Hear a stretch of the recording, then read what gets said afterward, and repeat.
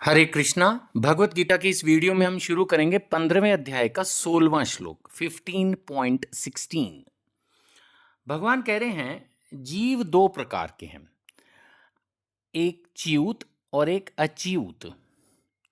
च्यूत का अर्थ है अक्षर यानी कि जो खत्म हो जाता है, और अच्यूत का मतलब है अक्षर यानी कि जो हमेशा रहता है। मैंने जो पहला अक्षर बोला वो भी काफ़ी कुछ प्रोनाउंसिएशन में अक्षर ही था, क्योंकि अक्षर बोलने के लिए मेरे मुंह से निकल गया।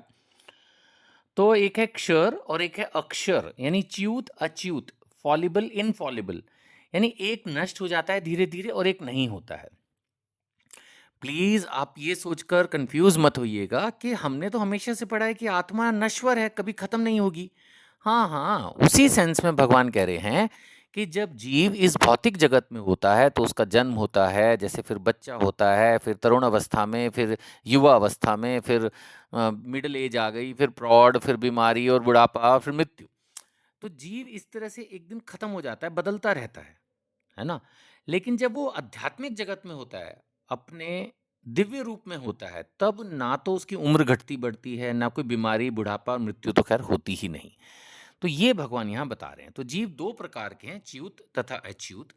भौतिक जगत में प्रत्येक जीव च्यूत होता है, प्रत्येक जीव, कोई अमर नहीं हो सकता। ब्रह्मा जी की भी मृत्यु होती है। और आध्यात्मिक जगत में प्रत्येक जीव अच्युत कहलाता है। देखो कितना उल्टा है।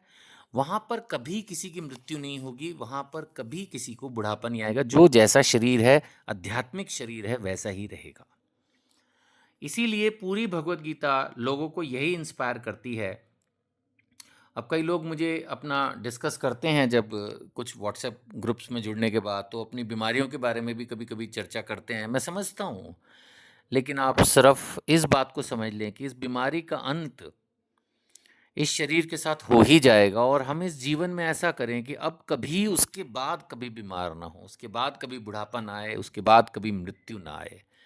तो इसके लिए हमें हरि नाम लेना ही होगा, वैष्णव गुरु की जो शरण है उसमें जाना ही होगा, भगवान कृष्ण की भक्ति करनी ही होगी। बात को समझने के लिए गीता पढ़नी ही होगी। हरे कृष्ण कृष्ण कृष्ण हरे हरे, हरे राम राम राम हरे हरे। हरि नाम जप करना ही होगा, एक ही मात्र उपाय है। अब हम चल रहे हैं 15वें अध्याय 17वां श्लोक। भगवान कह रहे हैं इन दोनों के अतिरिक्त एक परम पुरुष परमात्मा है। ये तो हमारी हमेशा बात हो ही गई, हर हृदय में परमात्मा स्वयं उपस्थित हैं। वे कह रहे हैं इन दोनों के अतिरिक्त एक परम पुरुष परमात्मा है जो साक्षात अविनाशी भगवान है, तीनों लोकों में प्रवेश करके उनका पालन कर रहा है। विष्णु पालन कर रहे हैं, भगवान विष्णु के रूप में इस पूरे जगत का पालन कर रहे हैं। तो इसमें कोई संशय नहीं है, हम ये बहुत बार पढ़ चुके हैं, समझ चुके हैं। अब हम पहुंच रहे हैं 18वें श्लोक पर, 15वां अध्याय। भगवान कह रहे हैं चूंकि मैं क्षर और अक्षर दोनों के परे हूं, और चूंकि मैं सर्वश्रेष्ठ हूं, मुझसे अच्छा कोई भी नहीं है, सर्वश्रेष्ठ, अतः मैं इस जगत में और वेदों में परम पुरुष के रूप में विख्यात हूं। संस्कृत में भगवान ने अपने लिए क्या शब्द यूज किया? पुरुषोत्तम, पुरुष उत्तम, परम पुरुष, परम उत्तम। भगवान से ऊपर कोई नहीं है। इस विषय में पहले भी हम चर्चा कर चुके हैं कि हमारे माता पिता पूजनीय हैं। कुछ लोग भावुक होकर बोलते हैं कि वे भगवान से भी ऊपर हैं।